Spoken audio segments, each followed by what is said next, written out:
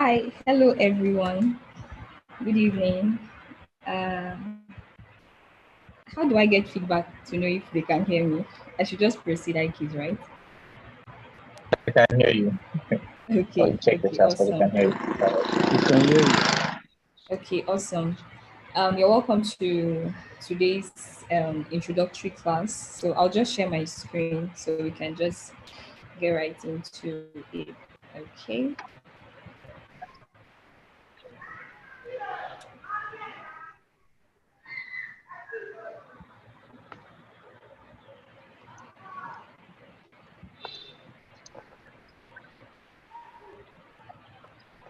Okay, can you see my screen?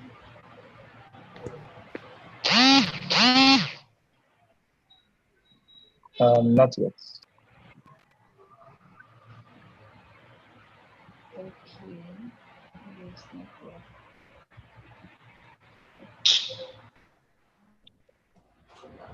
there. Okay.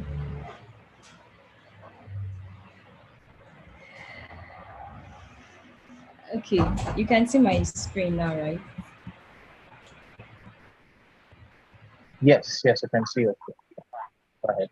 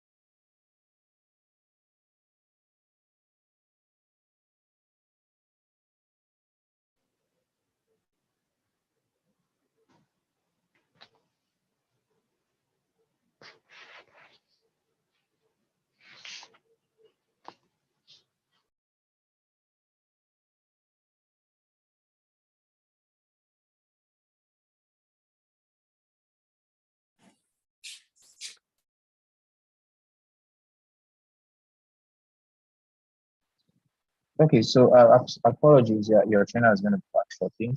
So please.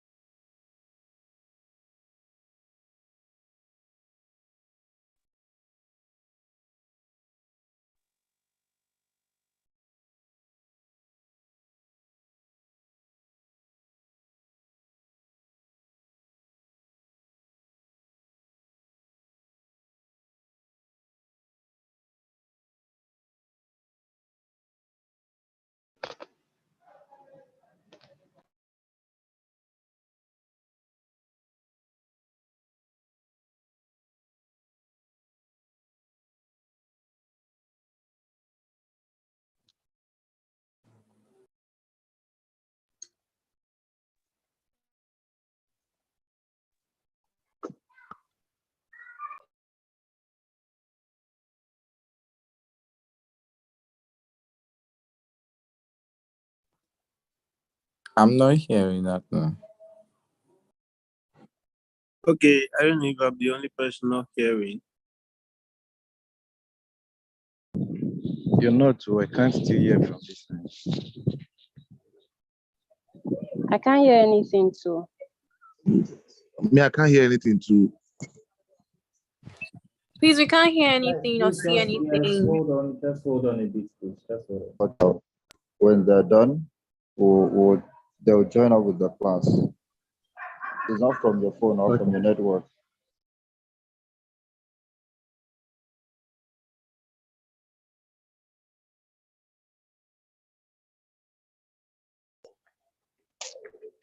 Oh my God.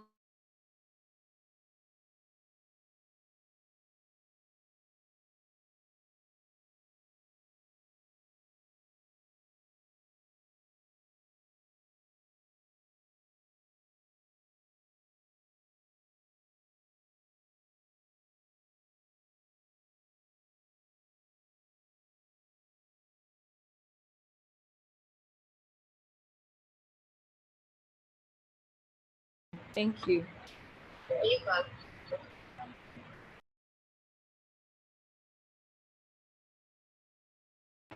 Okay, sorry about what just happened. My network, well, Nigerian network as usual, has a way of doing its thing. Can you all hear me? We can hear you. Yes, go ahead. Okay, great, great.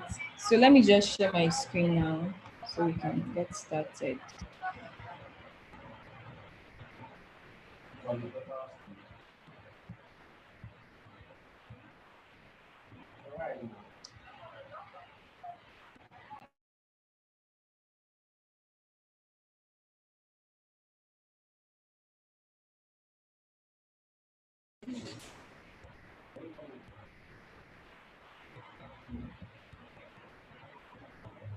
Okay, you all can see my screen, right? Yes, you can. Yes, we can. Awesome, awesome. Okay, so sorry about the whole network hitch. Okay, so my name is Chi Basil. Today we'll just be talking about introduction to design. Myself and your other mentor, Favor, which is she's also on the call. So what to expect today? Today we'll be talking a little bit about it's mainly like an introductory class, and then a little bit about myself. We'll talk about what design is. We'll look at some design principles and also some elements of design, and then what UI UX design is all about, and then we'll take some next steps from there. So let's get started. I don't know if we're all excited as I am, because I'm always excited when it comes to sharing knowledge. So we just get started now. Okay, so a little bit about me. My name is Chiba Seal. I'm a product designer. I'm really passionate about leveraging on my design skill to design user-centered software products. Emphasis on user-centered because at the end of the day, we are designing for our users, and this product connects billions of users. Okay, so you can reach me via my social media handles on Designichi. Okay, so I'll just ask a quick question. Just one or two people or one or two persons can answer. When you hear the word design, what comes to your mind? I don't know if someone has to raise their hands because I can't see them on another screen. But anyone can just unmute and respond. Like when you hear the word design, what's the first thing that comes to your mind? Hello, good afternoon, ma'am. Okay, yeah, good evening. I can hear When you. we hear about the word design, what comes to my mind is like a plan. A plan. Yes, ma'am. Okay, what kind of plan? Like plan on how to do something and how to structure something, Okay, the way it's going to look like. okay, awesome, awesome. So like a plan, like a structure, how something would look Yeah. like. You can mute yourself. Yeah, thank you, thank you. Um, can any other person tell me when you hear the word design, what comes into your Good mind? Anita. afternoon. Oh. Okay, Hello. yes, Good I can evening. hear you. Good evening. When I hear design, I only think about structure and appearance. Okay, awesome. Structure and appearance. Okay. Okay, so the first person says when he hears the word design, he thinks of it as a plan, as a structure, how we can make something look. And then the other person says looks up and talks about appearance and structure. Awesome, great. So I would just say that design is not just what it looks like and what it feels like. Design is actually how it works. So everything we all said is correct. Plus one. Sorry, you can mute your mic so we can just focus together. Okay, so design is not just what it looks like how an interface looks like, or how our school bag looks like, or whatever hardware is around us. or how it feels like. It's actually how it works. And this is a great statement by Steve Jobs. We all know Steve Jobs, right? So design is basically how one relates to something, how you find it easy to do whatever thing you want to do. Just like now, we could go to the supermarket. I'm trying to diversify. We're talking about design mainly, right? So you can decide to go to the market and buy a shoe, right? So it's not just how beautiful the shoe looks or how it's not just about how the shoe looks, but when you wear the shoe, how do you feel? Does it make you feel great? Do you feel like wearing the shoe every time? We all have lots of clothings and all that, but we always have a favorite one. So design is not just how it looks like and how it feels like, but how it works. So how does this thing make me feel better? Does it make whatever task I want to do easy, or does it make it more difficult? So basically design is how it works, okay? So I just took down a little point here where I said that design is problem solving, design is communication, design is aesthetics, design is all around us, and design is all about asking questions. I'll just explain what I mean here. So design, firstly, is problem solving. We're all UI UX designers, both those who are trying to, like, we're all UI UX designers in the making, right? So at the end of the day, we are trying to solve problem for our users, both for the product owners and for users as ourselves, right? So design is about problem solving. Am I trying to if someone comes to me and says, okay, I want to build the next Facebook, or I want to design the next Facebook, or I have a task, or I have a problem, how can I solve it? Design is about problem solving. So you as a designer, you're becoming a problem solver. You're trying to create solutions for whatever challenge is in your society, right? So if we notice, people who, I guess most of us here has been to all these shopping malls. If you notice, before now, we had just a staircase where you can just climb, right? You can just climb the staircase with your legs. And then at some point, every day things are evolving, people are revolving. So if you notice, in some shopping malls, we also have there's an additional not just shopping malls, like even eateries, where someone who is on a wheelchair can roll in. But before, someone has to, maybe two people have to maybe carry the person up. I don't know if you're following me on this mental journey, right? But now, as time went on, right, people now said, okay, how can we make okay, design to be accessible, in the sense that even someone who is on a wheelchair, someone who may not want to climb the stairs, can just slide up in, right? So design is all about problem solving. Just for feedback, you all can hear me, right? IKs, you can say, so everyone doesn't just unmute their mics. Just for feedback, you can all hear me. Yeah, we can hear you. Okay, awesome. We can hear you. Okay, thank you, great. Okay, so I also say that design is communication.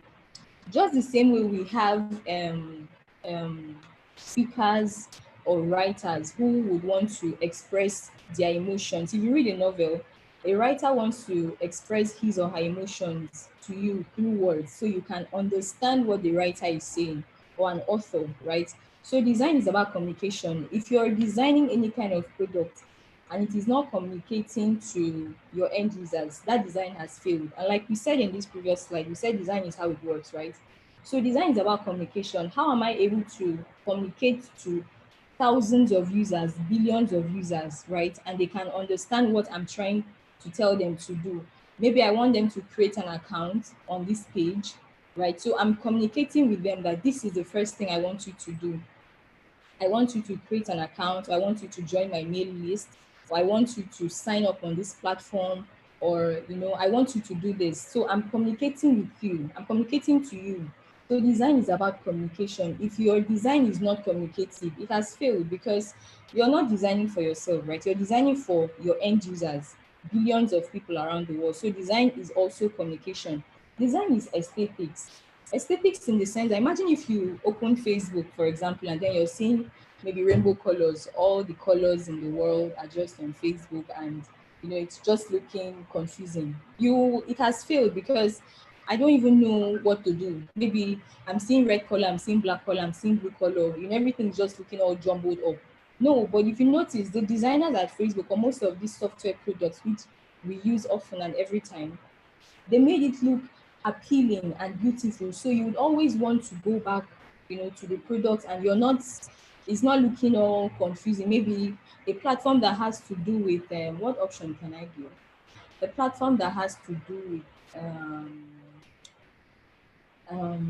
okay, let's say for example, a product that has to do with food, right? If you notice, okay, let me just say most of these eateries we go to, if you notice the kind of colors they use there at eateries, yellow, red, orange, bright colors that once you're from afar, you would want to eat food, like it makes you hungry. You don't see them use dark colors, gloomy colors that looks like there's a problem in this place. No, it looks appealing. So it is communicating. If you notice, all of them are intertwined, right? It's communicating what you want, what they want you to do. You're feeling satisfied. At the end of the day, great, you buy a meal and you walk out, right? So design also is all around us. All around us, like even our phones. Some of us may have joined in using our laptops or our phones. But design is all around us. The shoes we wear, the clothes we wear, um, the our laptops, even our school bags, like everything. When you're walking on the road, the cars we enter, Toyota is different from Camry, different cars, different everything. But all of this has been designed. So if you notice, even ourselves as human beings, we are designed. Okay, right? Because I look different from Favor. Favor looks different from Ikes.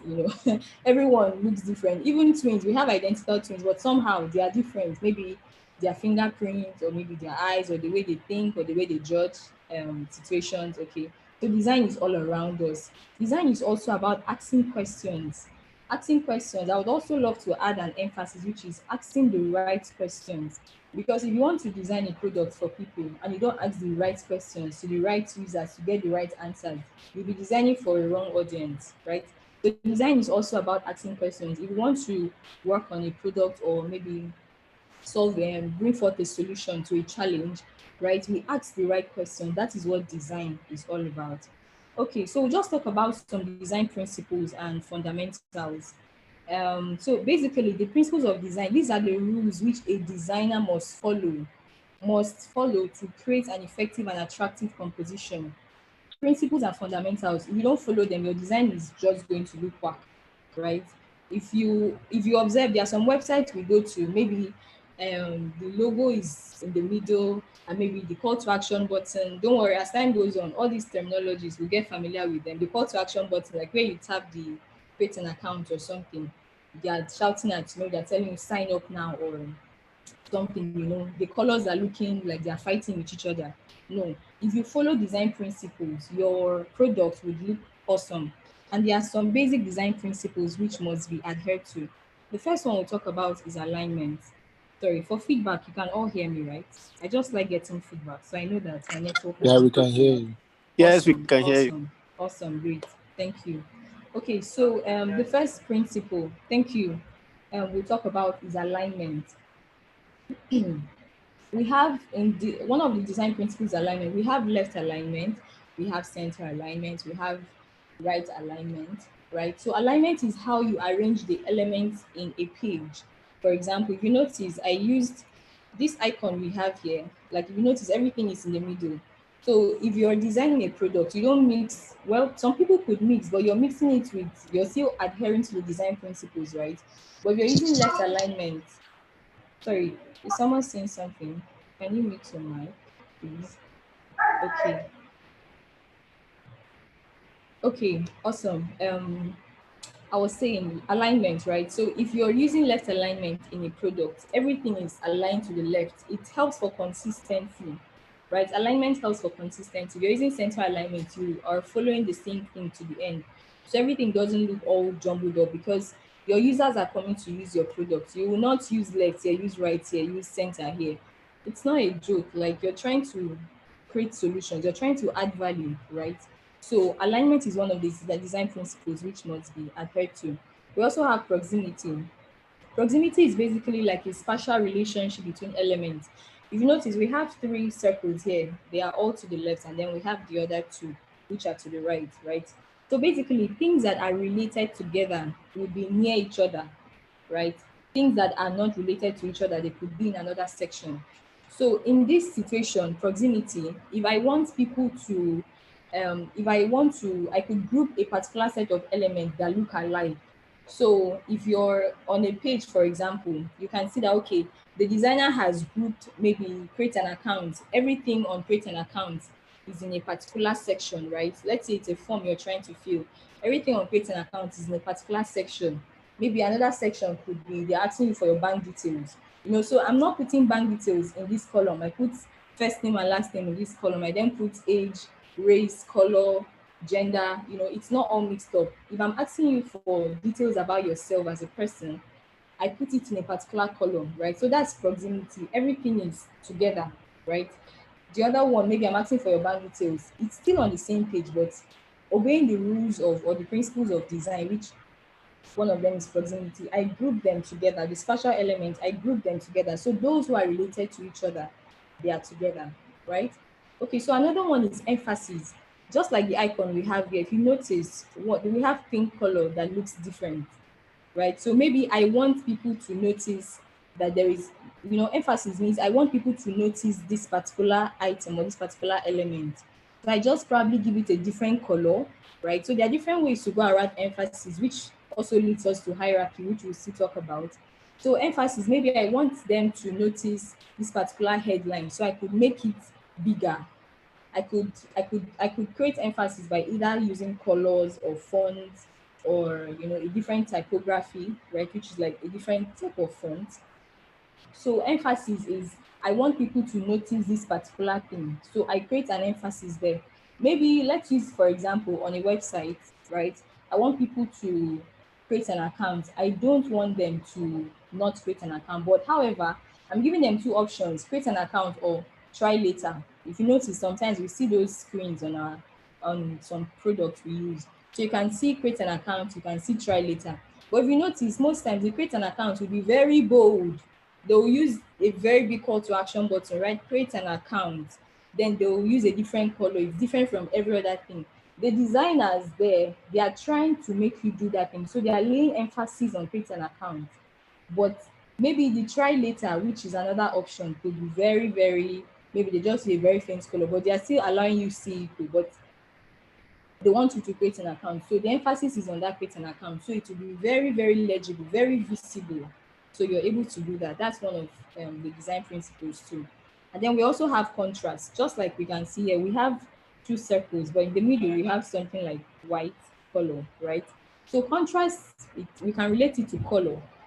So you cannot use red text on yellow background. You're not obeying a design principle. How would your users read well, right? You cannot use white color on a milky background. Don't worry, as time progresses, we'll still talk about colors. There are so many websites that can help you when you're trying to navigate through colors and making color choices, because colors is one very important part of design, because if the colors are all fighting with each other, your users will be wondering what's happening here, right? So contrast, whatever color you're using behind, they must negate each other so that it's visible for your users to see.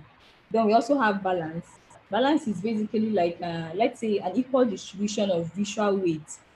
So if you notice this dog here, I think this is a dog, and I think this other one is a cat.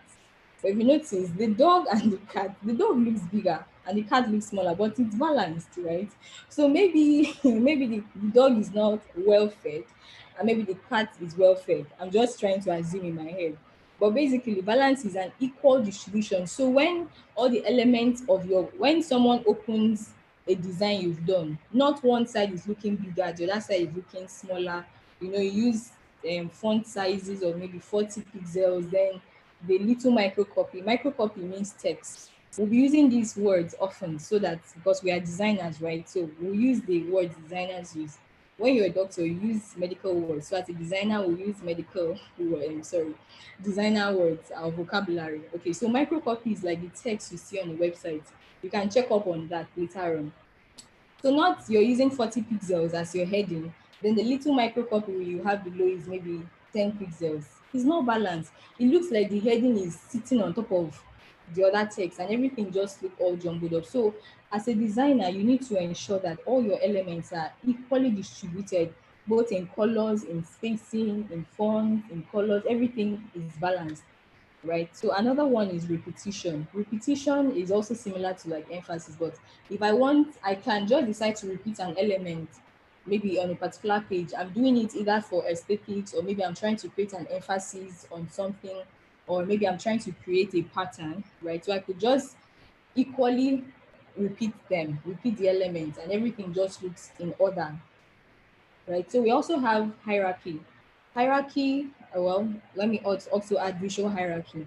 So if you notice, we all have read newspapers at some point in our lives with our parents, in our houses, exactly, right? So visual hierarchy, if you notice, once you open a newspaper, the first thing you would see is maybe Buhari has left Nigeria. That could be the major headline, right?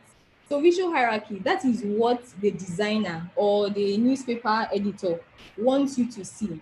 Then you will now see small, small columns. They will direct you on the first thing they want you to see, that headline that Buhari has left the country. Then the next thing could be maybe whatever, maybe fuel prices has increased in the south. Everything is just arranged in different levels of hierarchy. You're seeing the very first thing, you're seeing the next thing. Okay, everything is just being arranged in a very beautiful way. So visual hierarchy is you're arranging elements according to the level of importance. So the very first thing you want people to see before the next thing you want them to see, before the next action you want them to see, not everything fighting for my attention at the same time. Okay, so that's hierarchy. And then we have white space. If you're all using your systems, which most of us are, you can check Apple website, for example. If you notice, a lot of negative space or white space is being used there.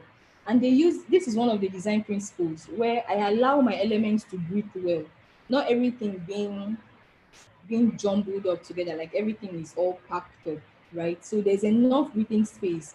You can see maybe an iPhone 13 to the right with just a little micro copy, which is text. Maybe to the left side, I could see another type of icon, another type of image, right? But the negative space is really beautiful. So I'm giving my elements enough breathing space so everything can still look very appealing to my user. Sorry, for feedback, favor, like everyone can hear me, right? I could Yeah, we proceed. can hear you. Yes, we can hear you. Okay. Okay, awesome. Thank you. Okay, so we'll talk about design elements. We'll just run through quickly because the other mentor has some things to say on UI UX design. Okay, so design elements are the fundamental aspects of any visual design. So if you notice here, we talked about the principles. So all these principles, we cannot just obey the principles without knowing the elements, right? So the elements we have, elements are used to create an image or that can convey a certain mood. So I could decide to use, we have colors, we have icons, we have typography, we have images, we have grids and layouts, we also have language. So colors set the mood for your interface. If you're using red and orange, for example, you want the interface to look really exciting and maybe it's for food. Okay, if you notice most of these food websites, you see yellow, you see orange, you see red, not shouty, but it's looking really appealing. If you go to a website that has to do with agriculture, you see green color. Something that has to do with wealth and ambience, you could see gold color, you could see purple. So colors set the mood for your interface. So your users are able to relate to them in an emotional way. Okay. So we also have iconography. If you notice here in this design principles page, I use lots of icons. And if you notice, these icons made it easier for you to visualize what I was talking about. So icons show a visual representation of a thing that is relatively realistic compared to what I'm talking about, right? So here I was talking about alignment. I just use an icon. So you can see that, okay, the blocks are arranged in a centered way, right? Okay, so we also have typography. Typography is everywhere in the interface. Typography is like the text we use, like what type of font are we using? We have serif, we have sans serif. As time goes on, we talk about all of those, but we just need to understand these basic things first. Okay, so if you notice, one could decide to use a curvy font for weddings, right? If you're designing for a wedding program for graphic designers, you will use curvy fonts, like those fonts that look like, Mary Wets, Mary Wets, maybe Timothy, right? It's a curvy, beautiful font. Then maybe if you're designing a very basic, maybe visual page or something, you're just using very straight, simple font. It's not all curvy and stressing the user to see. Then we also have imagery. Images, picture speaks 1,000 words. These are design elements, and if you notice, if you go on maybe all these UNICEF websites, for example, you will see images of children. You won't see people who are drinking and having fun, right? You will see images of maybe children or mothers, they're using those elements to convey a particular message, which is one of the design elements. Then we also have grid and layout. We use grid and layout to organize space, text, images, and every other thing in a design. Then we have language, which is like the microcopy of the text we use. So language is used also to set the mood at the very entry of your brand experience. So if you notice, if you go on some websites, for example, the kind of text you would see there, the very first message they could say, the best way to save and invest in Africa. That language now, they're using that microcopy to tell you, okay, this is everything we are all about, right? They are not saying this thing and then, so if you notice, the language, the images they would use, the colors they would use, everything will convey a particular message, which takes us back to communication, right? Okay, so language, we've talked about language, like the kind of text you use. There's another part of product design, which is like UX writing, which every designer is supposed to know how to write, because writing is design. We'll talk about that later on, but just put at the back of your mind, writing is design, and it's one of the design elements. Okay, so don't forget that the main reason we are all here is to grow, right? So strive to be the best version of yourself by maximizing this opportunity given to you by KodeCamp. So I think this is a typo error. So you receive lots of feedback. I just have these few things to say before the next mentor will have what to say. Okay, so you receive lots of feedback on your design task. Don't see feedback as this mentor does not like me or this mentor. No, feedback are always opportunity for you to grow. So be open to receive feedback, take your task seriously, collaborate, have friends, like talk to people. One person in this among all of us here could be the one that will give you your first role as a designer. So congratulations on getting here with campus. Okay, so thank you very much.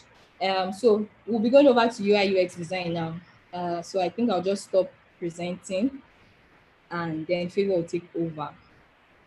Then we can have questions at the end of Favor's session. Okay. Thank you.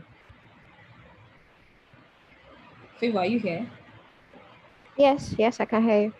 Okay, great. So I think I could stop sharing. Yeah, Then stop maybe you sharing so can I could, proceed. yes. Okay, awesome.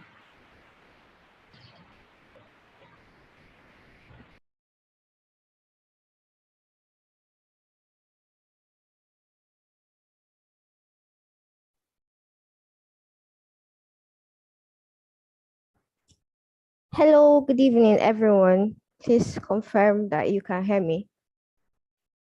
Yes, we can. I can hear you, man. Yes, we can hear you. I can hear you loud and Okay, that's okay. All right, so how are we all doing? I hope we're good. We had a good day today.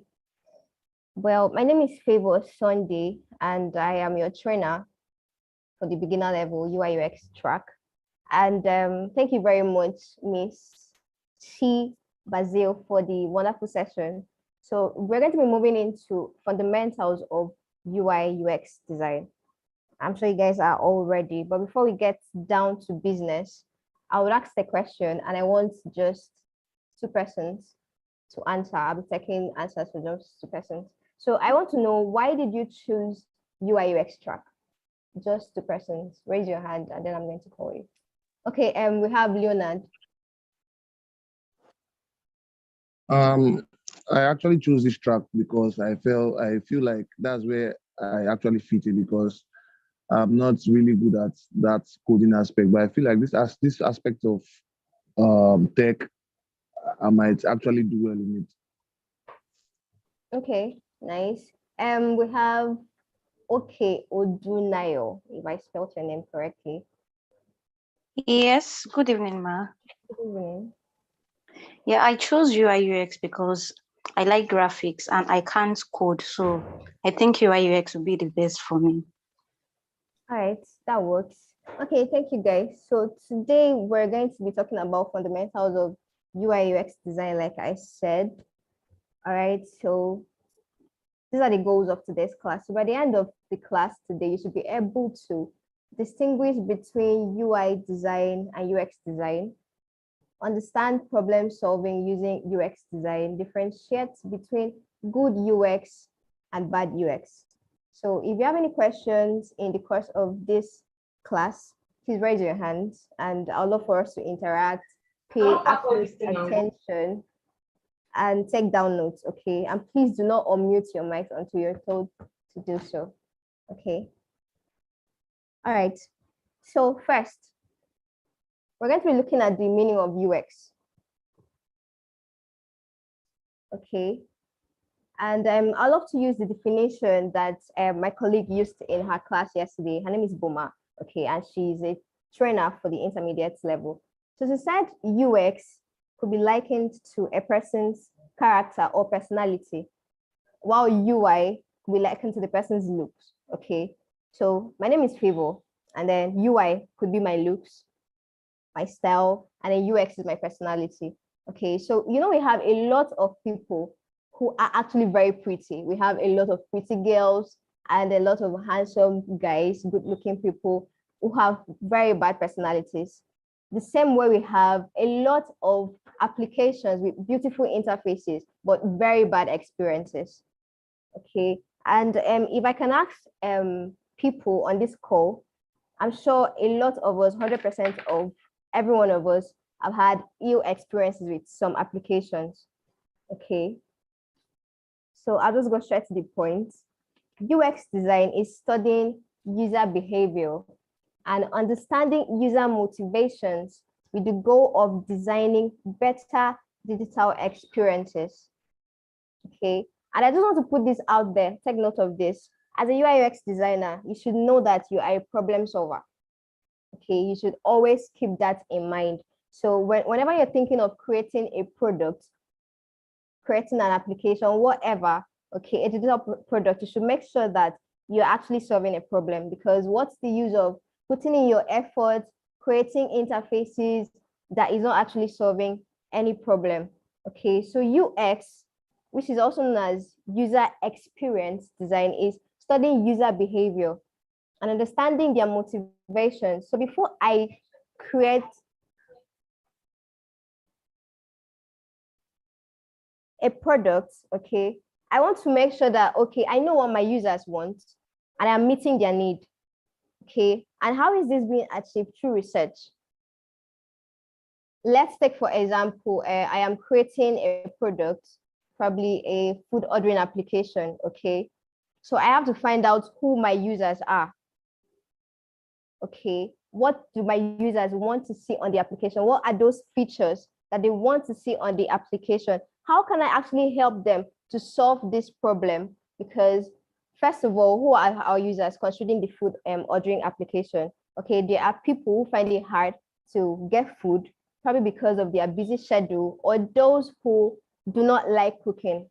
Okay, these are our target users. So we're going to find out more about them, you know, study their behaviors, understand their goal, okay, and then create designs, okay, with the aim of actually meeting their needs. All right. So like I said, if you have any questions, just raise your hand, okay, while we go on with the class. UX design is all about fully understanding the user. UX designers want user interface, websites, navigations, or product type to feel completely understandable, so users don't get confused or frustrated while trying to achieve their goals. Tell you what, I have had my experience, okay, with some applications, okay. I downloaded this notebook app once and I could not navigate because they used complex icons, okay. So I could not tell where I was going to or what the next step was going to be. So I was totally very confused. UX design, okay, like I said, it's understanding your user, making this product, this application, whatever we're building, understandable, okay, so that the users don't get confused or frustrated. But then I downloaded another application, we call it, I think it's Google Notes, okay, and then I saw a lot of icons that I could relate with. So I'm seeing a save icon and I know I'm supposed to save my work. I'm seeing a pin icon and I know I'm supposed to pin, and it actually was responsive. So this is what UX design is all about. You must make sure that your product is understandable. We do not want to confuse our users. And as a UI UX designer, you know that first impression matters a lot. If I get on a product, okay, or an application, and then I find it very hard to navigate, I am not going back there. First impression, okay? So this is what UX design is all about. Understanding your users. Who am I designing for? Okay, who are my target users? And how do I solve their problem? All right, so moving on, we have the design process. So this, we have 6 steps here. All right, so first of all, what is design process? Design process can be defined as an approach for breaking down a large product into manageable chunks to solve a variety of problems. Okay, breaking it down into steps. So I'm walking down these steps one by one, taking them one after the other in order to solve this problem I have at hand. So you can use this process to define the steps needed to tackle any design project. So I'm going to start with 1. I'm sure you can all see my screen. So we have step 1. You define the problem. Okay. So like I'm still going to use this example, a food ordering application. What is the problem? The problem is that most people, okay, find it very hard to order food. Let's say I'm a banker, because of my busy schedule, I cannot, get food, or I do not like cooking. I like ordering my food from online. Okay, so what is the problem now? We know the problem. Okay, these people find it very hard to get food. Or this other person cannot locate a good restaurant. So that's the problem. So how do I now solve it? Okay, I try to collect information. That's where we get to step 2. Collect information, find out who my target users are and how to help them. So all I have to do is now, research about this product that I want to create, who my target users are, what the problem is, and how to solve it. So all I have to do is just create a product, create an application, a food ordering application, so they could just order food from the convenience of their house. Okay, they could just stay anywhere and place an order. So I have been able to solve that problem. All right, so I'm going to go back to step 1. We have defined the problem. You can't find a solution until you have a clear idea of what the problem is. So once you have defined the problem, we move to step 2. You collect information. Collect sketches. You can even take photographs if necessary. Gather enough data to start giving you inspirations.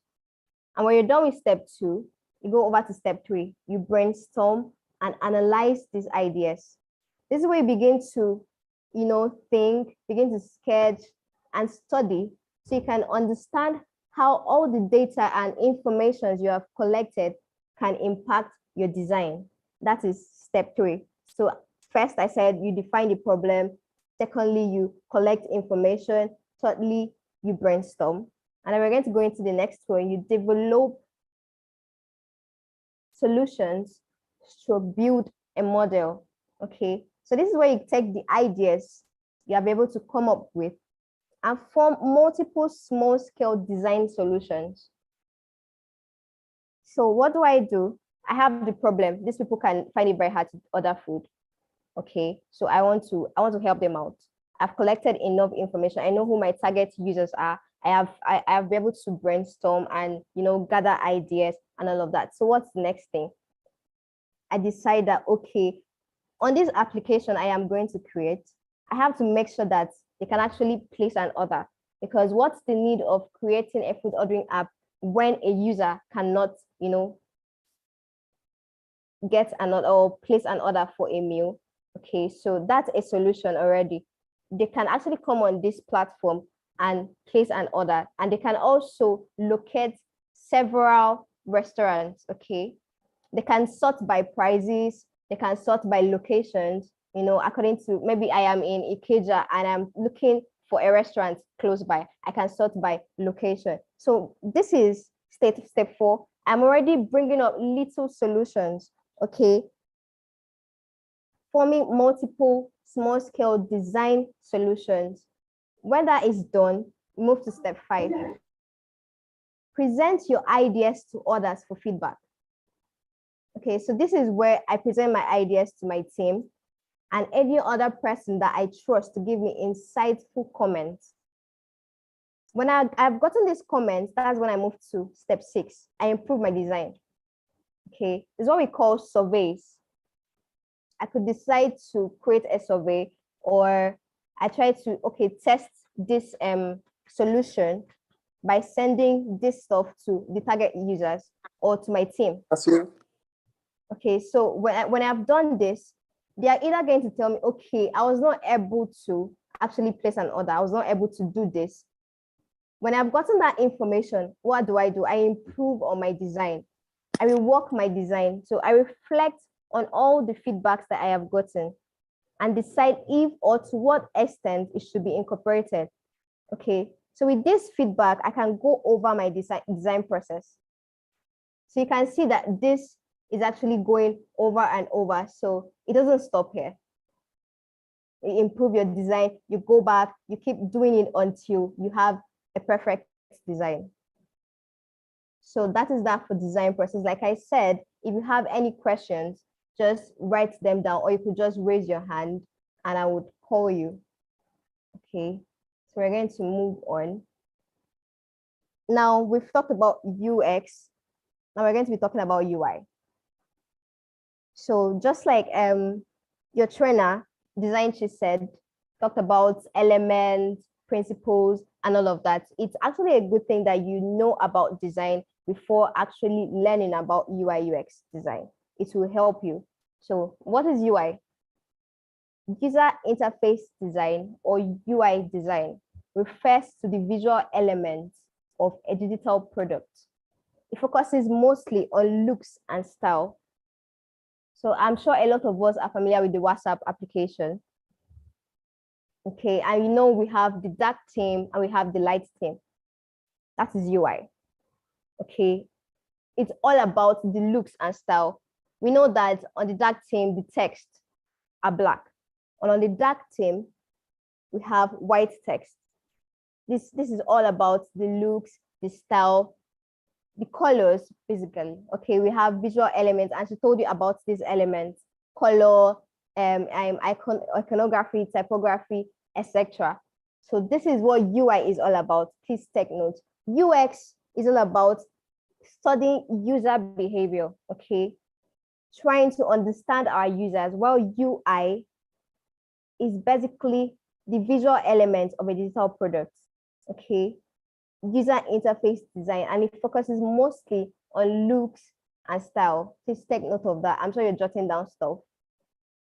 Moving on, the goal of UI design is to visually guide the user through a product interface.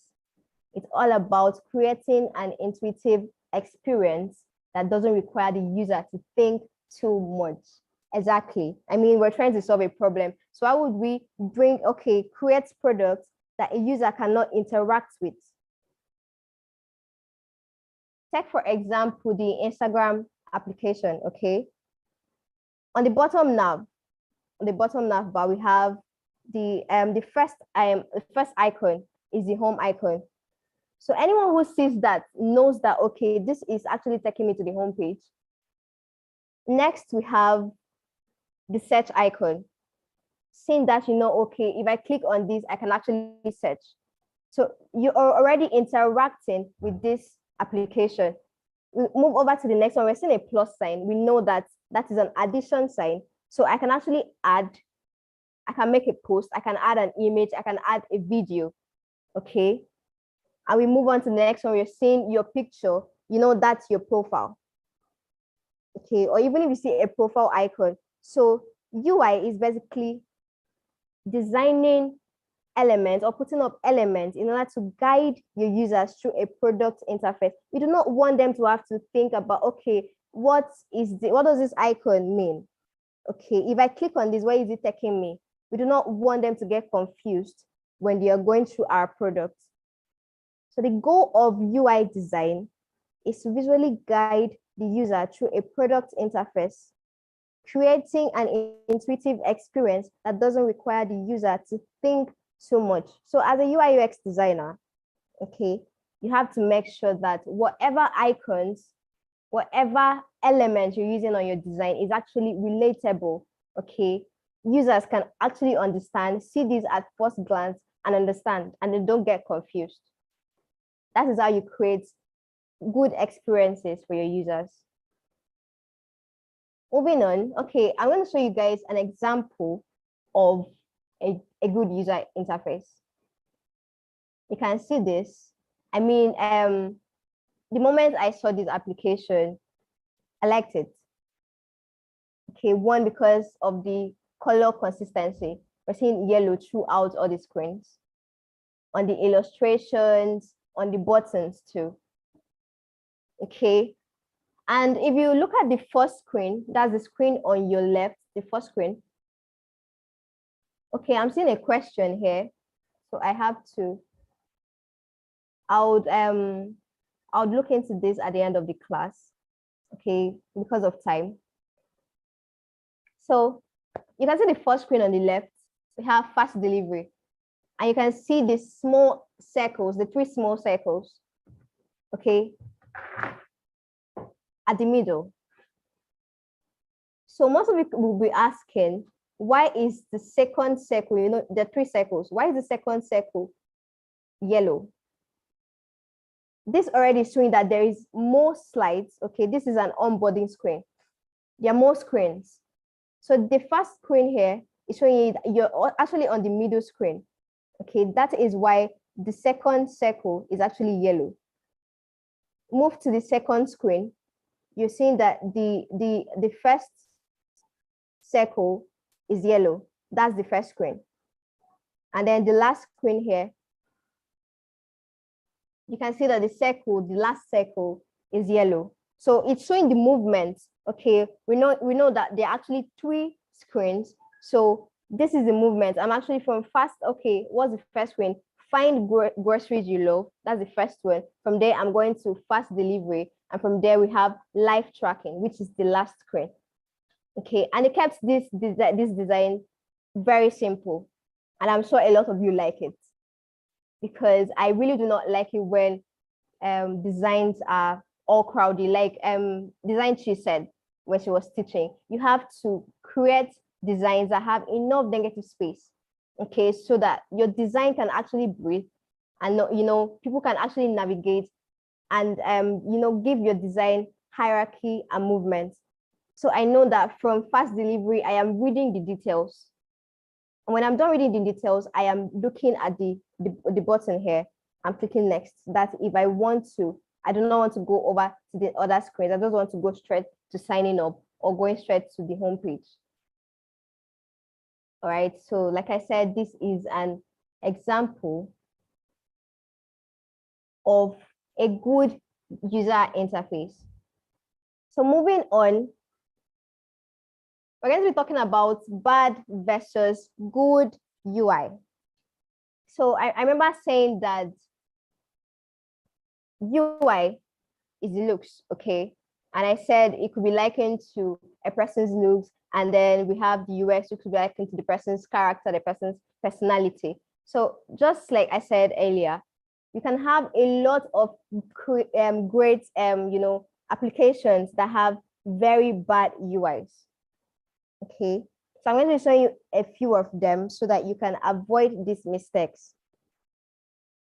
So first, I'm going to say the power of UI design, okay, is such that it can mean the difference between a very successful application and one that fails to make an impact.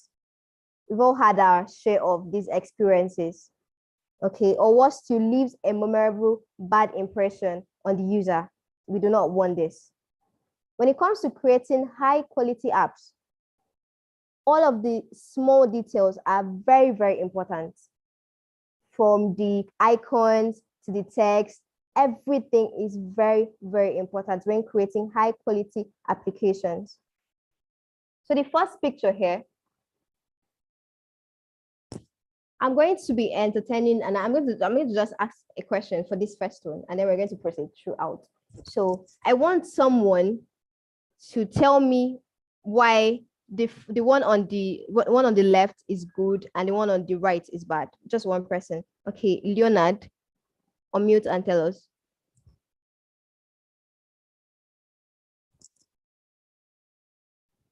Hello, Leonard, can you hear me? We do not have time. So, okay, Freda, can we hear you? Okay, good evening. Good evening.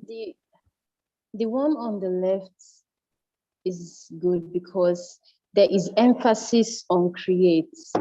There's emphasis on create, and we have the heading which says create new job. It is easy for a user to navigate this. But this is bad because there is no emphasis. It is just bland, cancel or create. It's not even clear. So the user might get confused in the process of navigation. Okay, good point. Thank you very much, Freda. Okay, like I said, I'm entertaining just one question. So the rest of you will probably wait for other questions.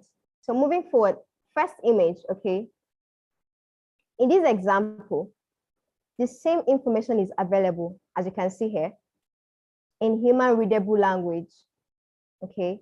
But however, the example on the right has no form, no sense of hierarchy, and the use of color has no intention or logic. It's just there, like she said. Okay, but on the left, typography and color come together to structure the information in a way that provides the reader direction, okay, and a sense of importance in the context, in the content rather. Okay, it gives you direction. So you know from create new job, you're seeing the details, and then they're actually bold enough. When you see a primary button, okay, primary button is actually more accentuated, okay, to actually direct the user, because you know when you go on applications, there are a lot of actions that are going to be taking place, okay. So that is that for this particular one. Like I said, the first one, okay, it has color, the combination of typography and color actually structured the information in a way that provided the reader direction, okay. I was given this direction. I know that from the heading, we have the create job, and then I can see the details, and then I'm seeing my primary button. So I know that, okay, if I want to create, I can actually create. Secondary buttons also is the cancel. But then the one on the right, which is the bad one, it has no form, okay? No sense of hierarchy, it's just there. All right, so that is that. And then I'm going to move on to the next sample that I have. Because of time, I will not be asking questions like I did before. So here, in the second sample, there is little distinction between primary and secondary buttons here. I'm sure you can see the difference between the first and the second one. When you're working with applications, you have many actions, like I said before, that the user has to complete. So it is very important as a UI designer, okay, to give visual importance to the primary buttons. All the navigation happens through buttons. So you have to make it very easy for the user to identify the primary buttons. The first one here, which is marked X, seeing this, I know I am on the login screen, but then I do not know where to go to because all of them are highlighted. All of them have the same colors, okay? So there is little distinction between primary and secondary. I cannot even tell which is the primary button and which is secondary. So like I said earlier, all the navigation happens through buttons. So you have to make it very easy as a UI designer for the user to identify the primary buttons by making them bold and prominent. You can see that in the one on the right, okay, which is marked correct. making them bold and prominent. Secondary buttons, you should take note of this, should be less prominent, just like the sign up and forgot password.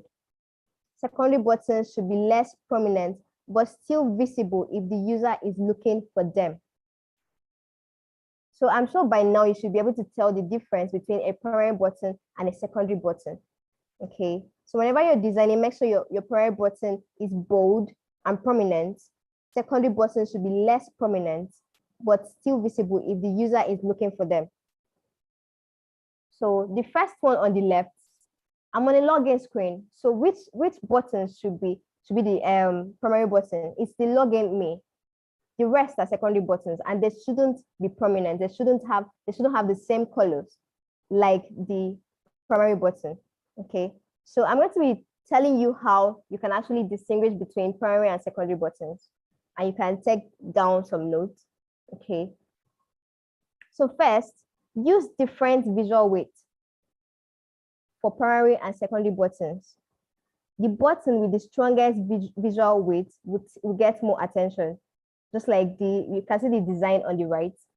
The login me, the primary button, it got our attention. Okay, so you know that after filling in your details, your email address, your password, you're actually clicking login. That is the next action. Okay. And secondly, use strong colors, bold text, and size to give visual weight to primary buttons, and do contrary to second buttons. You can see that instead of using a fill for the secondary button, which is the sign up, we decided to use an outline, a stroke. Okay, so we made it less prominent. All right, the same thing with the forgot password. Are they clickable? The ones that are, yes, they are clickable, but then we're giving this login me button, we're making it prominent because this is the next call to action. Okay, this is what they're supposed to click on rather after filling in their data, because this is the login screen. All right, so that is that for this sample. I'm going to be moving to the next one. And for this one, I think I actually want to hear what people have to say. So just one person. Can you tell me why the one on the left is bad UX and the one on the right is good UX? Well, that was fast. We have Janelle Okon. Hello, Favor. Favor, can you hear me? Yes, I can hear you. Please go ahead. Yes. Someone is asking you to take the second one again, please, on the chat. Oh, okay. Okay. All right. So like I said earlier, we have two screens here. The one on the left is marked X, okay? While the one on the right is marked correct. Why is that? Because the one on the left is wrong, because we have buttons that are all prominent. They have the same color, the same visual weight. All of them have bold text. They have the same color of buttons. So how does a user tell the next call to action? Okay, how does the user know what the button to click on next? Right now, the user is going to be very confused. I mean, I'm on the login screen, but why am I seeing sign up buttons being active? The forget password to is a button that is also active. Like all of them are active. So this will actually confuse your user. That is why that is wrong. So like I said earlier, we have two types of buttons. We have the primary buttons and the secondary buttons. And I'm going to go over this. When you're working with applications, there are a lot of actions, okay, that a user is going to complete. Just like we have the login screen, we can also have the sign up screen, okay? And then all the navigations happen through these buttons, okay? So from the login, I am going over to this particular screen. From sign up, I know that I am going over to the home page. All these, okay, are actions that I have to complete. So that's why we have buttons, okay? So it is very important to give visual importance, okay, to a primary button. Make it easy for the user to identify the primary button. Like I said earlier, we're UI UX designers and we want to make these applications as simple as possible so that our users don't get confused. Okay, so you make them identify the primary buttons. We don't want them to start thinking, okay, where do I go from here? Like, you can see the one on the left. Which button do I click now? That's almost what should I even call it? Confusion. Okay.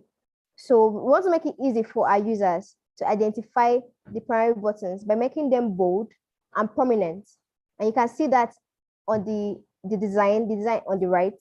Okay, the login me button is prominent and bold. So I know that, okay, this is actually active. So I am going to click on this. This is the next call to action. Okay, secondary buttons should be less prominent, like I said, just like you can see on the design by the right. The sign up, that's the secondary button. It is less prominent, but still visible if the user is looking for them. And I was saying, and this is, I'm going to tell you guys how to distinguish between primary and secondary buttons. Okay, so first I said, use different visual weights for primary and secondary buttons. Okay, so the button with the strongest visual weight will get more attention. Because right now, if I ask which actually got your attention when you're looking at the design on the right, is the login me button. Why? Because it is prominent. Okay, and it has the strongest visual weight. Okay, and secondly, you should use a strong color, bold text, and size to give visual weight to primary buttons. And you do contrary to secondary buttons. I don't know if it is clear now, so we can move on to the next one.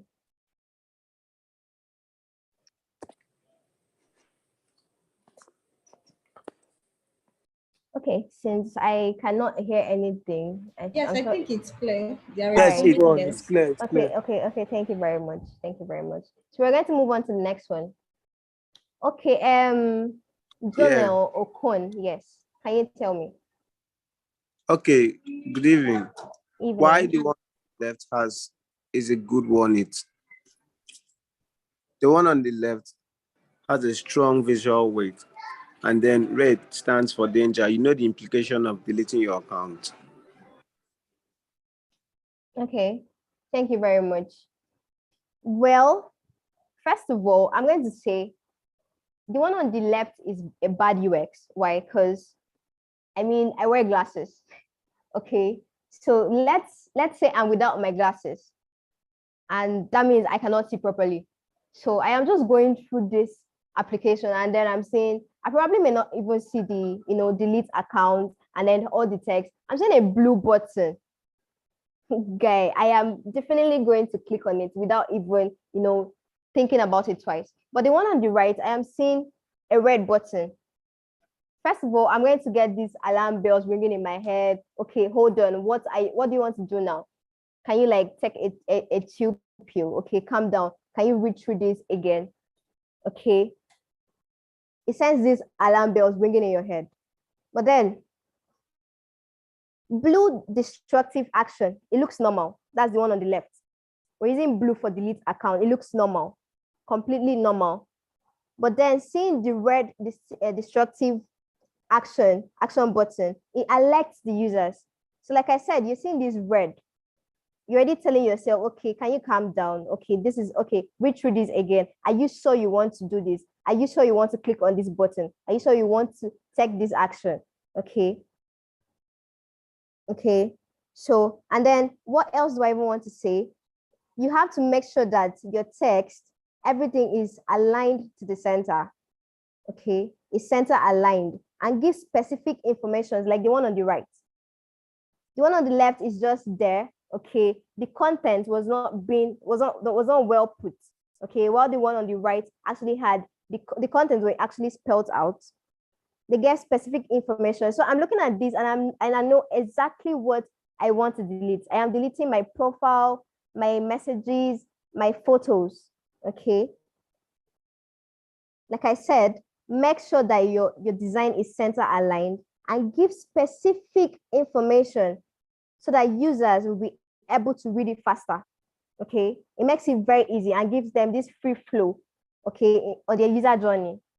Like I said earlier, we are problem solvers. It is not right, okay, to be a UI UX designer and yet we're trying to confuse our users. Okay, we want to create user interfaces that people can actually navigate with ease. Okay, so that is that for this sample. So you have to take note of this when you're creating your designs. You have to make sure that you use the right colors for the right buttons, okay? We're going to move on. Now we have key questions to ask as a key business questions to ask as a UI UX designer. Okay, we're all business men and women, okay, in this field. So before you go into the business of creating products, live products, digital products, these are the key questions that you need to ask yourselves. Hello. So first. Hello, Faye. Can Yes. you hear me? Yes. Yeah. Someone on YouTube isn't still clear on the second one you just took about the bad UX, good UX. The question is, why is the one on the right good? So I think she needs some clarity on that again. Sorry. No problem. I guess that person wasn't following. Okay, so but I'm going to still run it over. Okay, like I said earlier, we have two designs here. Why is, okay, our question is, why is the one on the, any question? Okay. Why is the one on the right a good UX? Because not only did this person put his or her content, okay, give specific information, the person also used the right color. Okay, you can see that we're deleting our account. Okay. So we used a red destructive action button to alert the users. I made mention of, you can actually, you know, we're creating applications for a lot of people. You can have an elderly person who can barely see, trying to, you know, navigate through this application. And then the person is seeing red. Okay, already seeing red, you know, this red alerts you. Okay, so you're taking a step back. You're asking yourself, am I ready to actually perform this? Am I ready to delete my account? Why? Because I am seeing red. But if I'm seeing blue, okay, it looks normal to me. All right. So if probably I am someone who can barely see, okay, I will actually click on that without even knowing. Okay, so why is the one on the right good? Not only did the person use a red button, okay, a red destructive action button to alert the user, the person also used an icon. You can see that icon, okay, the delete icon. So I'm seeing that icon, I know, okay, this is actually to delete my account, okay? This is actually to delete my account because I have seen that icon. So yes, he actually is one of our mentors, and he's saying on the chat that red signifies warning, alert, danger, and that's actually true. That is why the one on the right is a good UX. All right. So not only did this person use a red button to actually, you know, tell the users, okay, this is what you're about to do. The person also made sure to use specific information, detailed content. The person listed out what exactly you'll be deleting. I'm going to be deleting my profile, messages, my photos, okay? And the person also made use of this icon. So seeing all this, okay, seeing all this now, the user will be informed, okay, I am actually going to delete my account. And then when you've made sure that, okay, this is what I want to do, you now click on the button. But the one on the left, actually, it has the content is not well displayed, okay?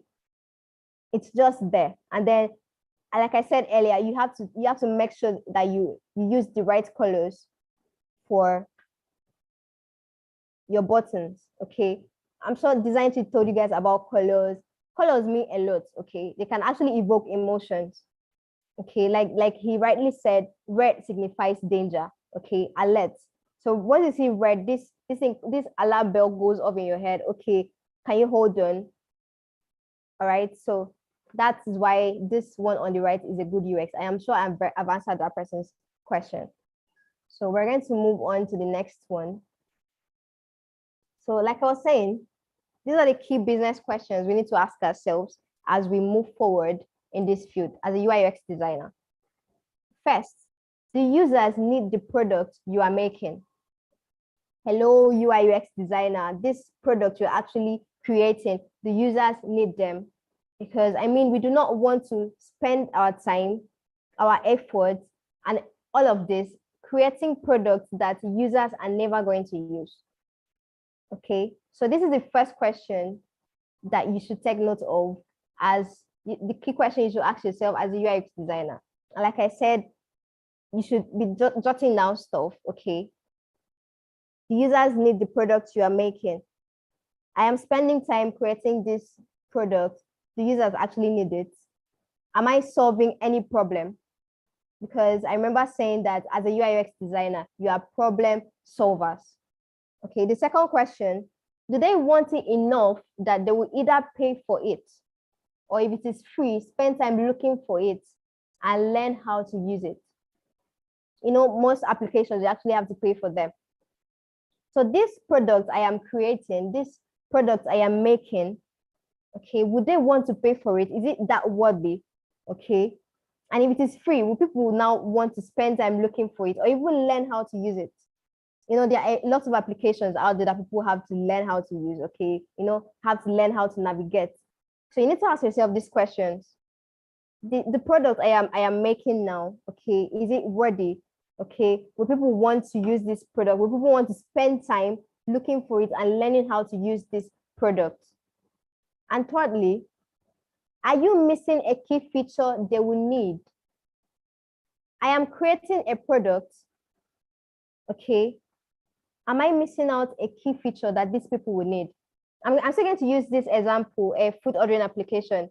Okay, so imagine downloading or installing a food ordering application. And at the end of the day, you cannot order from this application. You know how frustrating that will be, right? So that is a key feature. I mean, why am I actually creating this product? So that people can order food. Okay, people who find it very hard to, you know, place orders from restaurants, people who cannot cook their meals, and people who like to order food from online. Okay, this is why I'm creating this application. But then imagine creating this application and then people cannot order at the end of the day. I mean, this is their goal. Their goal is to be able to order food, and even they should be able to track their meal, okay, and get it delivered to them at their doorstep. These are the key features. So when you're creating your product, you have to ask yourself these questions. What are the key features? Am I missing out on any feature that these people will need? Okay. And lastly, are you spending time building features they will never use? There are a lot of okay, applications. I know Facebook, for instance. If you go back to your profile, you're going to see a lot of features, okay, that most people have never clicked on that. Okay, they have never used that feature. Okay, so we do not want to spend time building features, you know, putting our time, our effort into building features that people are not going to use. So you have to ask yourself, what are the key features that I need, okay, for this product? What are those things that users want to see? How am I solving their problems? What are those key features that will help them to arrive at their goal? Somebody is installing a food ordering application, okay? They want to be able to order food, okay? This is their goal. They want to be able to order food and they want to be able to track their order and get their orders delivered to them. This is their goal. So I should make sure that, okay, these are key features. I cannot just start creating products that, okay, I'm saying I want to design a food ordering application. And at the end of the day, there's no feature for actually ordering food online. Okay, so like I said, these are key business questions to ask yourselves as a UI UX designer. And this will actually help you create very beautiful products out there that will give people the best experiences. So moving on, next, once we have decided what to build, we need to decide how to build this product. It is in the structure and skeletal phase that the project really takes shape. And a good UX design will help answer some critical implementation questions like we have below. So first, how should the content be organized so that users can easily find it? If you're like me, my mind is going back to the last sample that I just showed you, you know, the good and the bad UX. I'd like to go back. So seeing this, you see that the content on the right is well arranged, okay, while the one on the left isn't. All right. So how should the content be organized so that the users can easily find it? Like I said earlier, and I'll keep saying, we do not want to confuse our users. Okay, we do not want them to have to struggle, when trying to navigate through our product. So you have to ask yourself, how should the content be organized so that users can actually find it?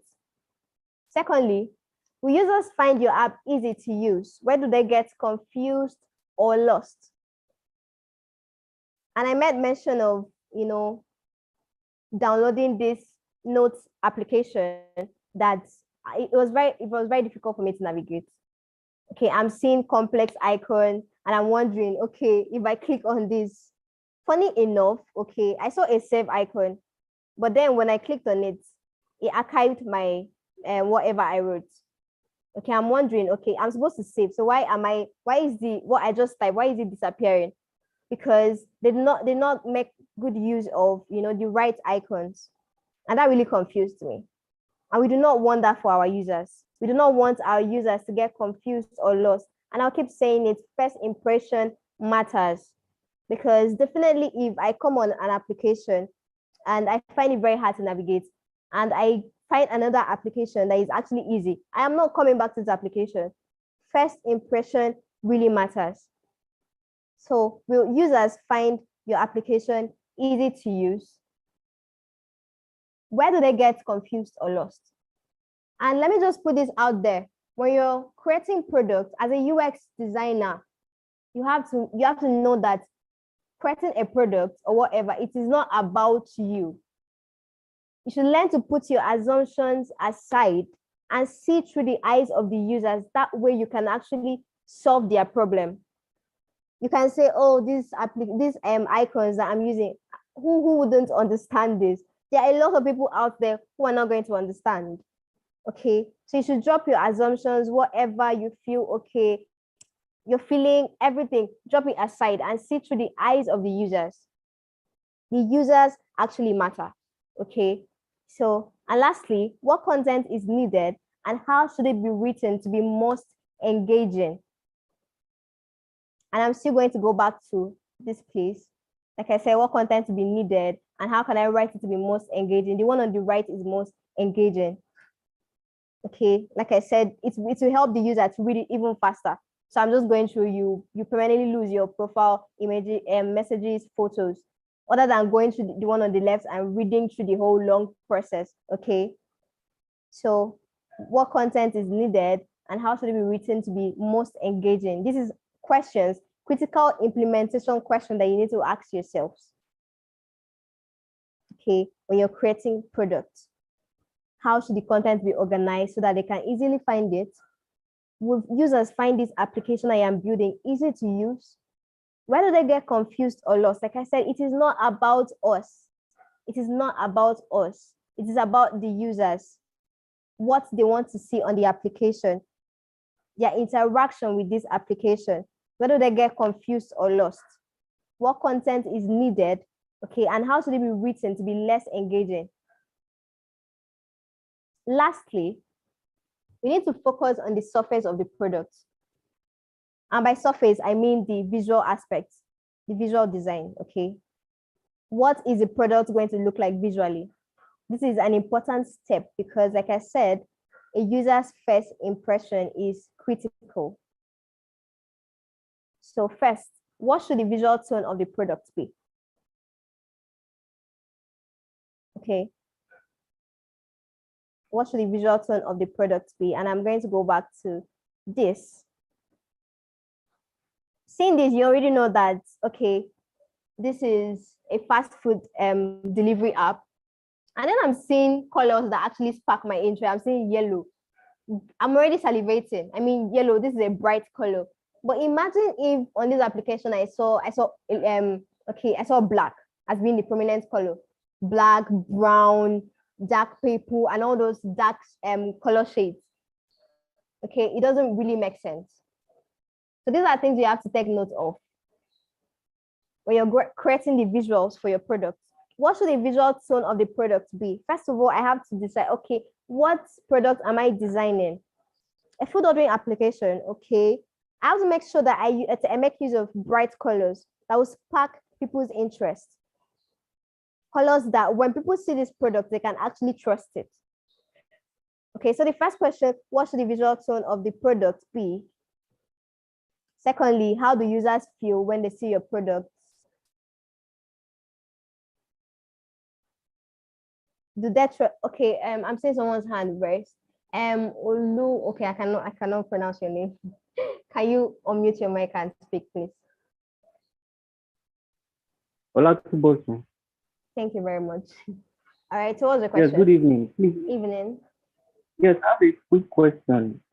You've been showing some screens, and Okay. I have an emphasis that I would like to emphasize on. Okay. Yes, concerning contrast, because it's a design, it's part of the design principles and fundamentals. Yes. So I'd like to know, because when contrast comes to my mind, it's all about colors and how design should look like. So is that really what, in a UX point of view now? So contrast, does it really mean colors? That's my question. Okay. All right. Good question. Okay. Okay. I'd like to hear from Chi Bazio first. Chi, do you have anything to say to that?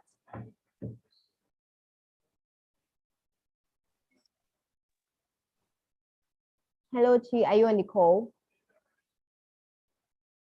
Okay. Yes, I'm here. All right. I'm here. I'm sure you heard this question. Let me say what he said again. Okay, if contrast has to do with only colors. Yes. Basically, yes, because like we said, like, you cannot use a light color, maybe a light color text on a light colored background, because you're straining your users' eyes from seeing.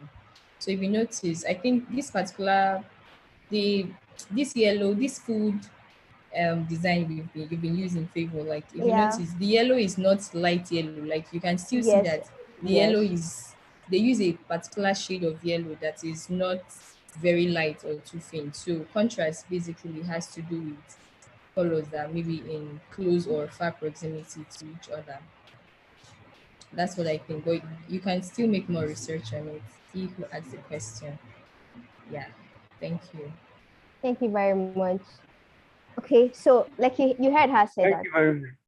Okay, I'm sure that does answer the question, but I'm still going to add, yes, contrast is primarily about colors. Okay, you have to make sure that, you are a UX designer, and the experience, we want to give these people the best experiences, all right? We want them to actually be able to navigate through this product, okay, with the right colors. You cannot use, like she said, you cannot use a light text on a light background. Let's say we have a milky background and we're using white. Okay. So in order to make this, make your text pop out, you have to make use of dark. Okay. If you're making use of a dark shade for your text, you have to make use of light backgrounds. Okay. This is what contrast. So you have to make sure that your colors complement each other. Okay. This way you can actually give your users direction. Okay. You grab their attention with this. So contrast is very, very important. For Leonard and Jonelle, please, we're going to attend to you at the end of this class because of time. So just keep your questions. So like I was saying, secondly, the second question, how do users feel when they see your products? Do they trust it? Okay, when a user sees your products, do they trust it? Cindy, I can still, I do not have time, but I'm sure you can still remember the design I showed you. Okay, the whole yellow, and we're looking at a fast food delivery application. These colors actually make, okay, when someone sees this person actually knows, okay, this is actually a food ordering app for sure. But imagine coming on this application and you're seeing odd colors, dark colors that do not spark your interest. Okay, so you have to make use of colors that will make people, okay, feel elated when they see your product. Okay, they already know that they're going to have a good experience. And thirdly, is the product visually appealing and does it spark joy? I already mentioned this. Going back to that design, it is actually visually appealing. I love the way they played around with their colors. I love the color consistency. Okay, I already know that yellow feels like a very happy color. All right, so you have to make sure that your product is visually appealing and it sparks joy. Lastly, is a visual design usable and accessible? If I am using a button, okay, I have to make sure that, okay, somebody can actually click on this button and then it will take this person to the next phase, okay, to the next screen. Okay, so this button actually works. Okay, you have to make sure that whatever visual elements that you're making use of, they're actually usable and they are accessible. All right, so you have to make sure that you take note of all these details as a UI UX designer. Okay, so moving on. This is an example of a mobile app design. And for the course of this class, or for the course of, the whole journey, okay, we're going to be making use of Figma. Figma is actually a very simple tool, okay, but today is depending on the day. So when we've gone on Figma, you're going to see that Figma has a lot of frames. Okay, so the frames for a mobile application is different from the frame for a website. Okay, so this here is a frame for a mobile app, and you cannot use a frame for a mobile app to design for a website, and vice versa. Okay, so this is an example of a mobile app design, and here is a screen for an iPhone. We also have frames for Android and the rest. Okay, and here is an example of a website design. So like I said before, you cannot use the frame you use to design a website to design for a mobile application. This is an example of a website design. All right, so questions, please. Questions concerning the, what the first trainer asked. Please do not unmute until you're asked to do so. So questions concerning what Ms. Chi Basil thought and questions from this other class. Okay, so I'm seeing a question here on the chat. How do we get the Figma and how can we get it on our phones or just laptops? Laptops are actually preferable because I'm sure you cannot design with your phones. That would be very, very, it's not even an option. Okay, so you could just go search for Figma on your web browser. Okay, and then create an account because that is the tool we'll be using, okay, for this design journey. All right, so I'm seeing a lot of hands here. I'm going to just take it one after the other. We have Ifunaya. Can you unmute and speak, please? Hello. Hello, good evening. Hi, good evening. You're not audible. Oh, sorry about that. My question goes like this. We cannot hear you. I think Can you you should hear me? just okay, try to speak up, please. Okay. Okay, can you hear me now? Yes, we can hear you. Hello? We can hear you. Go Hello? ahead. Okay. Okay, you mentioned about the navigation button, the primary and secondary. Okay. Can you hear me? Yes, I can hear you. Go ahead. The primary and the secondary, how do you name it or how do you define the one that is going to be the primary or secondary? Is it just by those features you mentioned, like the bold and the being prominent and less prominent? Is that how you distinguish the primary and the secondary once you look at the screen? Okay. Well, like I I said don't know if before, my question is clear, ma. yes. You're asking how you can actually differentiate between a primary and a secondary button, right? Yeah. Okay. So like I said, it is very important to give visual importance to your primary buttons because we're showing these people that take for instance the sample I showed you guys. Okay, we saw that the design on the left had all the buttons were active. Okay, all of them were highlighted. They had the same visual weights, the same font size, and everything. So a user cannot tell which the primary button is. But how can you distinguish between a primary button and a secondary button? A primary button has the strongest visual weight. Okay, so it grabs more attention. And you're going to make use of strong colors, bold text to give visual weight to a primary button. So when a user sees this person knows, okay, this is a primary button.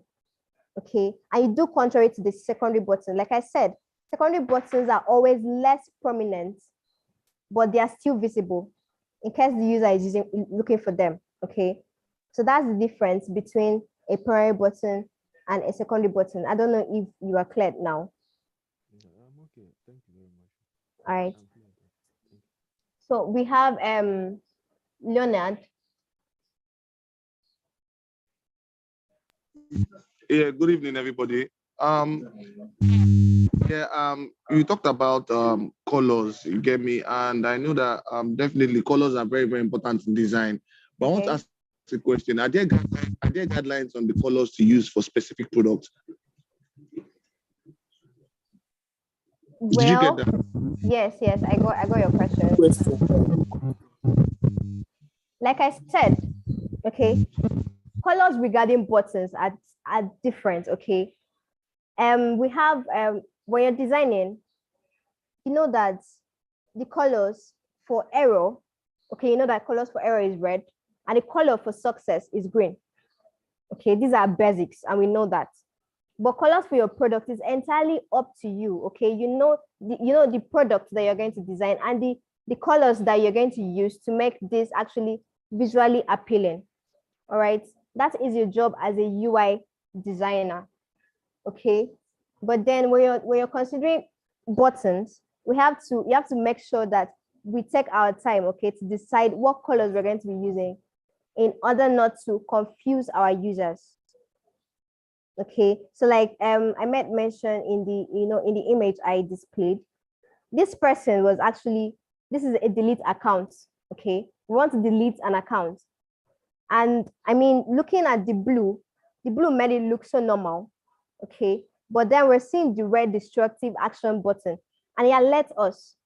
That's for the buttons. Okay, but if you're considering colors for your product, like I said, it's entirely up to you, and it solely depends on the product that you're going to design. I don't know if I have answered your question,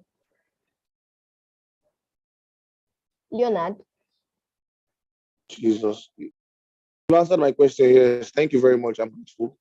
Okay, so I'm just going to take this the last three people. Okay, we have Vincent. Can you unmute and speak up, please? All right. First of all, I want to commend you so much for the class. Now, quick to my question. Though my question is a general question. Okay. You know, within the few ways and all that, since I had interest in UI UX, I've been hearing UI UX, UI UX. So I want to know if this one can say that the UI UX is an independent competency on its own, or is it something that can, like, one cannot do without each other, or can it just, maybe UI can stand on its own, UX on its own? I don't know if you get my question. Yes, I do. I think one of our trainers wants to answer to that. So. All right. Okay.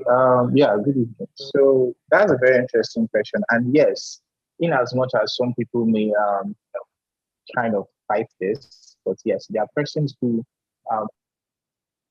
right, but not good at UX, and there are persons who are very good at UX, but not also very good at UI. So, is it advisable to actually be a standalone? Well, I would actually disagree. Of course, I would prefer that someone is actually as good, should be a UI UX designer. But of course, there are persons who are just UI. Okay, and there are persons who decide that, look, I kind of just want to stick to the whole UX thing. Some persons, I just want to stick to the whole UI thing. So yes, there are cases where you can actually do these things as a standalone. You can decide, I just want to focus on, the UI aspect. I just want to put those elements. Okay, I don't want to have to worry about, if a user likes, the whole transition, if he likes, if the colors are so wonderful. I just want to put those elements in place and, work out the interaction. That's also fine, okay? But the big but there is this. The question is, how relevant will you be in the future? How relevant will you be? How many persons, how many companies want to actually just hire a UI designer alone without the UX? So is it possible? Yes, but is it advisable? From my personal point of view, I would say a big no. So yeah, I think that's my answer to that. All right. Okay, So thank you very much, Ikes. I'm sure that answered your question, but I would still add that, like I said, there are UI designers and there are UX designers. I have a friend who is actually very good at UI. Okay, like he's actually very good at UI, but he's not that good with UX. So we have UX designers and we have UI designers, but most people do both, and it gives them an added advantage. Okay, but like I said earlier, most people are very good at UI, but most people are actually very good at UX. Does that answer your question? thank you. Okay, you're Thank you very welcome. much. So we're going to take just 2 other questions. The rest of you can ask your questions on Slack. I will be there to respond. Okay. Vincent, can we hear you? I've already asked my question. Okay, that was you. Please lower your hand to avoid confusion. All right. Anjola, if I spelled your name. It's Angela. Good Anjola, evening. Okay, what's your question, Good evening. please? Okay, you actually said earlier that most of what we're going to be working on, or we're going to use rather, like the software we're going to use is going to be Figma. So Yes. what I want to ask is, for now that we're just starting and we need to do like a wireframing, do we have to use a software to do a wireframing before we do a design, or we have to like make a rough sketch by ourselves? I don't know if you understand what I just asked. Okay, I think you need to calm down. You're going too far. Okay. We're going to look at Figma, okay, but not into this class. And all these questions are going to be answered. But for now, you should just know that we're going to be using Figma as our design tool. Reasons being that we're going to be working on projects. And Figma allows you, okay, to collaborate with your team members. All right. That's one of the reasons why we're using Figma, and it is very easy to use. But like I said, as time goes on, all your questions are going to be answered about Figma, okay? All right, thank you. All right, so Ayomide, that's the last question. The rest of you can ask on Slack, like I said. Okay. Hello, good evening. Hello. We can hear you, go ahead. Okay, so I wanted to ask that the application of UI UX, is it just strictly for web apps, that is web pages or Android apps, or in games too? As in, how does UI UX fit in gaming also? Well, UI UX design, it applies to everything. Okay, it's not just web design, it's not just mobile app designs. It applies to everything. Okay, you can design, a lot of the gaming apps. Somebody actually designed that. Somebody created that product. Okay, so it applies to everything. You can design literally everything. All right. I don't know if that answered your question. But how would it? Are you still going to use Figma for the gaming? It's not only Figma is not only it's not the only software for UI UX design. Actually, we have Adobe XD. Okay, there are a lot of other softwares for UI UX design, but for this class, okay, we're going to be using Figma because it is very simple.